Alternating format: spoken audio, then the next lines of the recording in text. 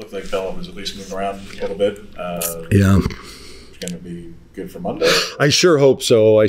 She gives us an extra shooter, even though we did shoot the ball pretty well the other night. Yep, that's that concussion protocol. You know, you can't force it. But, yeah, I think she's still got some lingering issues, but hopefully she'll be back. Yeah.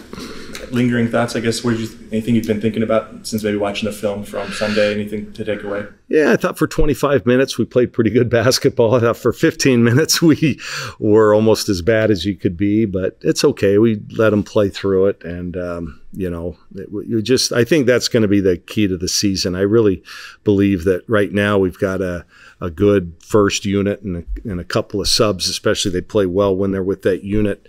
We've just got to somehow, work on developing those players that might be in that 8, 9, 10 spot. And, right now everybody is capable in short spurts, and if they're playing with 3 or 4. It's funny, when we had at least 3 starters on the court, our efficiency was pretty good. When we had fewer than 3, it wasn't so good. So what's the balance of, as you said, kind of maybe getting that group ready, but also trying to make sure you win these games, because these are all going to be obviously taken into account later? Yeah, I mean, right off the bat, NAU picked to win the league. They won it last year, made it to the championship game of their tournament, went to postseason in the NIT. So it's a good team. I think they return at least 3 starters and then 2 really good Montana State transfers. So and they beat Texas Tech the other night in their exhibition in Lubbock. So yeah, they're going to be. That's a good test. So yeah, there is that fine line. You've got to get some time for those kids to help develop, but at the same time, we got to play to win the game. We're not in a position where we're just going to roll the balls out and build a huge lead and then see what happens. We're going to have to scrap and bite and do everything else we can to stay in games sometimes and win them. What do you see in that? You mentioned, all right, starting 5 looks like it's pretty clear, but in 6, I'm guessing Kennedy Williams, and then in 7 is Sammy, 7 is Basham. 7, what do you see in the 7, 8 kind of spot right now? Yeah, I think all of the above. I think Sarah Rambus, through practice, has earned kind of that role right now. But Philippa, the great thing about Philippa as a European player, she's been playing with pros and against pros, and so she plays like a pro. She doesn't really hurt you. She just doesn't really have that role defined yet. So it kind of changes, James. That's the honest answer. But you nailed it. I think Sammy is capable. Kennedy Basham, yes. Philippa, yes. Sarah Rambus, yes. So that's what I'm saying. I think they're all still in the mix for that spot, but none of them's really kind of starting to run away with it. You said you were impressed with Philippa, maybe some of the things she saw. What specific areas impressed you? Yeah, she posted hard. We probably should have gotten the ball to her a few more times. She talks on defense among the best that we have. She's usually in the right spot. She rebounds and defends. So that's why I think someone like Philippa works well with that starting unit, because she doesn't, she sets really good screens and she does kind of that dirty work. I liken her to the young lady that starts at Brown, I think's her last name, at UCLA. You don't guard her half the time, but she's a really good player and fits perfectly with what they do. They don't need another scorer. So that's the kind of person I think we're looking for in that role. When the staff limits expanded this summer, and they already had Adi and those roles, how much of those roles is full-blown assistants, because obviously they can go on the court, they can do things that they're doing, versus the literally creative titles that they have, versus now that it's a staff expansion, are they basically just assistant coaches about getting at, or do we have the director of et cetera, et cetera? That's the way we went. We went with Adi, and partly the reason we like Adi is when we're on the road, we can't travel our practice guys, and it's nice to have her and Trey hopping in. They're as good as anybody. And then Lisa O'Meara, we went more with the coaching side. She's been an assistant coach for a long time in Division I. And so we got away from that creative role and went with more of a basketball person. So in essence, we have 6 now on the staff that are helping coach. And I like that, actually. Among the starting 5, it seems like there's some confidence there. Do you feel like that group has an understanding of their roles and how they work together, or kind of what are you seeing that works well with them? Yeah, I just think we've got some real ballers there. I think we've got, when you look at Grace, she's elevating her game. And Philly, Philly wasn't that was a bad matchup for her the other night. We didn't do a great job of getting her the ball inside, but she's chasing those little guards around the perimeter. It just wasn't, her. But yeah, Chance and Sophia and Peyton and Kennedy, I think, they play really well together. I think it's a nice fit. It's nice to see Grace hit a couple threes. She's really been working on that. She wants to be a pro. I think she can be a pro, but if she is a pro, she's going to have to be a three-point shooter and a small forward. So she's been working on that. I love her game outside. So yeah, I think everybody's just kind of got, their little niche. We just can't play them 40 minutes each a game. So we got to have others step up. You mentioned Grace playing small forward. I'm curious if she's actually your three on the court. Who fits in at 4? Do you go double big with Kennedy and Philly, or is that something that doesn't make sense for you guys? Yeah, right now, unless given the opponent, it's going to be hard to play both bigs at the same time right now. But yeah, that's the spot that we were all just talking about. Mm-hmm. Somebody's got to step up and win that role. It's been Sarah Rambis at times. It's been Philippa at times. Did I mention Sammy already? No. Sammy. So yeah, there's going to be different. Somebody's going to have to win it. You mentioned the starters have just clicked. What do you attribute to them doing that so quickly? Obviously, new group this year, a couple transfers. Typically, for those, you guys have been around the program, that we usually have pretty good depth and we'll divide up in practice. And usually starting now is when we start playing that unit together a lot.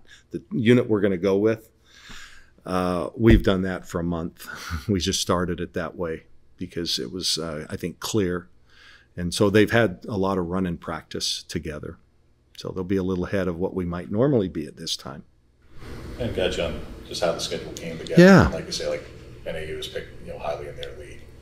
On paper, this is certainly a less challenging and daunting schedule compared to others in the past. At the same time, Masters in a different position than it was in the past. So how and why did the schedule for non-conference come together the way it did for you?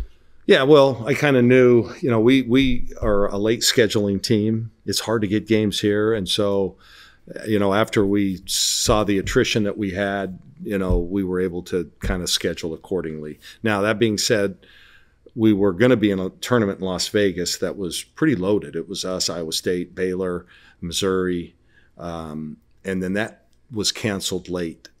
And so that's why we ended up doing a home and home with Baylor as part of that. So, if you would have thrown that in there, it would have been a lot tougher in terms of the names and Power 5, but it's a sneaky good schedule. I mean, Portland is really good, an NCAA tournament team, and that's a road game. Grand Canyon's picked to win their conference, and that's a road game. I understand it already close to being sold out. This NAU is, picked to win their league. Santa Clara, I know, they were picked highly, and he told me this is the best team he's had since he's been there, and he's been there 7 or 8 years. So it's a sneaky, tough little schedule, even though we don't have the Power 5 names in it. Oklahoma State will be good. And it's still going to – but given where we're at right now, it's going to be a demanding schedule. What do you think?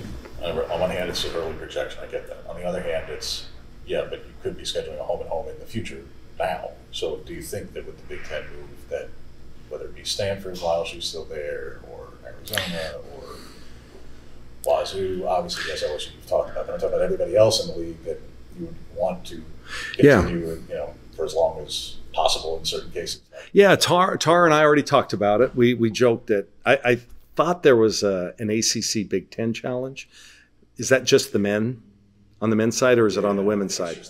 I think the women are with some, maybe it's an SEC Big Ten. I don't know. We joked about it, a month or so ago at the media day going, wouldn't it be funny if Stanford and Oregon played in the Big Ten ACC Challenge? How weird would that sound? So I know we probably won't play them, but we have already agreed to play Washington State next year, and and I would love to play Oregon State, but we haven't talked about that yet. So that's, 2 of them. We're going to try and schedule more regionally. There was a Zoom today with about scheduling next year for the Big Ten. Do we want to go 18, 19, 20 games? And I think what we're going to do is we're going to now really focus on scheduling kind of more in the West, since we just won't have as many games out here. Yeah, so on that, I was told that y'all were supposed to receive draft schedules by the end of October for next season for the Big Ten. So. Yeah, I just know they've asked for our input, so. So maybe the draft will come later, but do you favor a team in a 1-16, like a home and home with Washington with the rotator deals through, or would you want to go to the men 20 game? Is that what the men have done in the Big Ten? 20? Well, they've done 20. They're doing 20. Oh, they are. But Okay. If they stay, it's what format? And Yeah. Dane has expressed that he would like the home and homes with the 3 West Coast schools, and then everybody else wants to beat. Well, that sure makes sense, but I don't. Yeah, that's beyond me. It's hard to schedule here in Eugene. It just is. It's not easy to get to, and teams that come out from the east that want to play, they like to go to those warm weather spots and or the beach or something like that. So I've always been for playing more conference games, and then I just have less to schedule non-league. So I would probably end up voting that way. What impact has there been so far in recruiting in that it opens up a larger footprint? Yeah. Part of the country and far more television exposure on a channel that people can watch. Yeah, that was a dig. What has been the recruiting impact so far of the opportunity to say, yeah, you can play against those teams, but also play on, Yeah, well, I haven't really seen any difference in the few months since it's been announced, because we were already on those players that we're currently on in the 24 class. We've been a national recruiting school anyway, so we've been able to kind of go anywhere in the country and in the world and at least have a chance. But yeah, well, I can't tell. We have a commitment from someone that actually played a little bit of a part, because it's somebody in Europe. And so now we have some games on the East Coast, so it's easier for a family to come and see. So, but we haven't really. I don't have enough data yet to see. You mentioned scheduling more regionally. You and Lisa, could we do a Gonzaga thing, or something that's just, is that off the table? Yeah, I think they say you never schedule your friends. Okay, so you and JR are not going to play that. Probably not. You know what? I would be open, and JR and I have talked about this before, is doing a tournament maybe every other year. They host, and we host, and then we, and now that we could play each other, okay, that's a possibility. We might do something like that. Yeah. Yeah, there's an old adage in coaching that you don't play your friends. I don't know. You've played a lot of your friends, though. Yeah, but you played Seattle. You've played up Utah Tech or whatever they call them, Southern Utah. Yeah. You've played a few of your friends. Well, I think most coaches are my friends. I mean, I know them, but I'm talking about those that, yeah. with we talk about like data, so with more time now, what is the NIL space in women's basketball recruiting? Because you mentioned the attrition. You'd be surprised. Well, there were things mentioned by, it's not that publicly. India said what she said. Okay. What is the NIL space in women's basketball recruiting?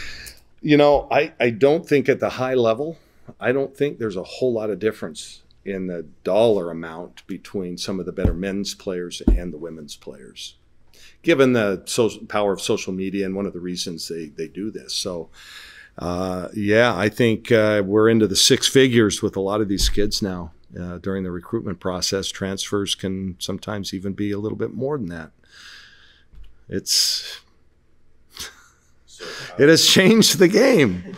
And all I would say is I think we're competitive. I do. I think we're in a competitive position. So without going into any specifics, which I can't, and I don't pull the strings on that. That's not me, fortunately. Yeah, so how does one actually navigate that? Because on one hand, you're the point, you and your staff, people for these recruitments, and at the same token, I would imagine one of the very first questions that comes up is related to finances, and you can't. Yeah, you know what, James? I don't know how it is on the men's side or other sports. That's not always the case in women's basketball. That's not always one of the first things that's brought up, at least with some of the ones that we have that we're recruiting now. I think you'd be surprised at that. I think there are still, I think those that are really good players, they realize that that's going to come with it. And I think that's almost a red flag for me. If that's what they're searching for and that's their first question, then I start to question maybe, the motive for being here. Has there been any, you have any study anecdote, anything of like what Sam actually lived? Whew, that's your job. That's why I'm asking the question. Yeah. Did somebody ever come along and be like, well, if the clock was different, if it rewound 2+ years, what it could have commanded? Well, believe me, she brings that up every time I see her. I'm sure she does. Yeah, I'm sure because she's also involved with the, with our collective. There's a so-called board, and so she's privy, I think, to what's out there. And yes, she mentions that a lot. She was here this weekend, and that came up. Yeah, it's funny. Look at the game on. Well, maybe not this game because everybody will be wearing parkas, but on the sunny days, I see dozens of Sabrina jerseys at our football games still, mostly worn by grown men with hairy chests and beards, but that's what kind of a draw she still is. It's amazing. So yes, she would have set, let's say she would have set the standard, the market. Before the yes. And yes. You mentioned the competitiveness in that marketplace, Kelly, again, because of what was expressed. And they go to SEC programs. So when transfers go out, it creates a perception. There is a perception that the when Tahina and Envy leave, the money way of it. And that's for them to, and God bless them if they may. I'm not begrudging, I'm saying, but when that is a perception that you're losing because is how much of what you can speak to their departures was tied to whatever reason. Yeah. And I don't think either was solely for that. Yeah. I don't know what narrative's out there. I know what we're able to do, and I think what we've done is corrected the course, and we've become competitive. That's all I can say. And again, if we lose players because we didn't offer enough or whatever, so be it. I don't want to necessarily get into that game. It's a necessary part of what we're doing now, but just to one up or upbid or whatever,